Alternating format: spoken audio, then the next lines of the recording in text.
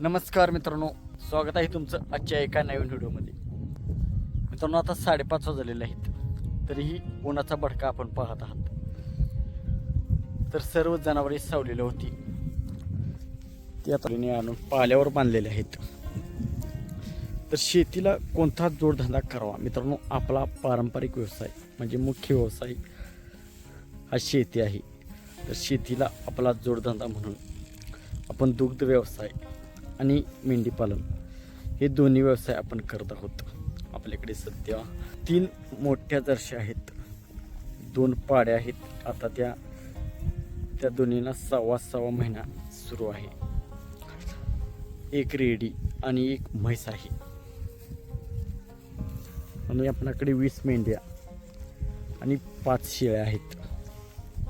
तर सध्या 2 जर्श्या दूध देतात आणि एका जर्शीला आता 10-15 दिवसांनी एक जर्शी 10-15 दिवसावर आलेली आहे. म्हणजे 10-15 दिवसानंतर येणार आहेत. नंतर त्याचेही दूध सुरू आहे.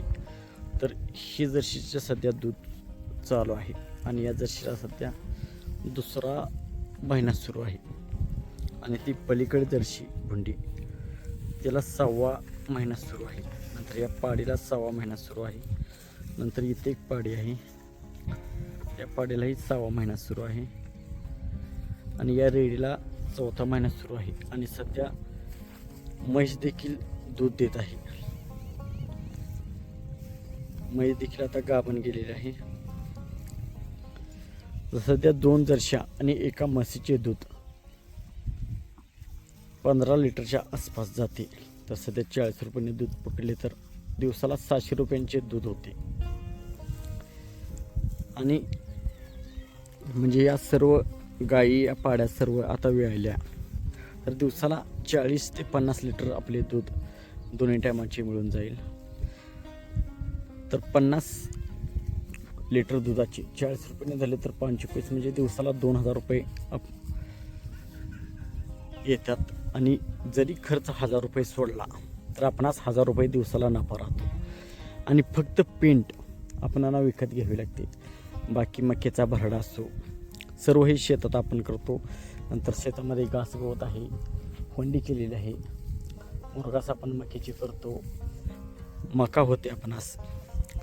तर दुसरे सर्व आपल्या शेतामध्ये आहे. तर शेतीला जोडधंदा म्हणून आपण दुग्ध व्यवसाय आणि मेंढीपालन म्हणजे आपल्याकडे फक्त 20 मेंढ्या आहेत. पहिल्या काळात आपले जेव्हा वडील करत होते तेव्हा 70 ते 50 मेंढ्या आपल्याकडे होत्या.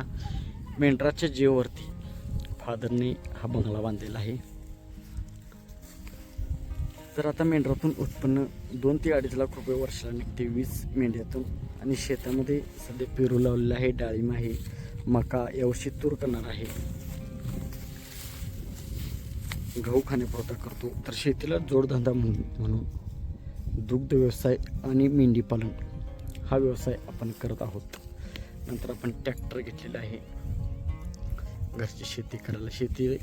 दुग्ध व्यवसाय शेतीला जोडधंदा म्हणून दुग्ध व्यवसाय आणि मेंढीपालन का परवडतात? तर शेतामधून आपण सर्व म्हणजे या जनावरांना चारा, मेंढ्यांना चारा मिळतो आणि यांचा जो खत पडतो तोच शेतात घालतो.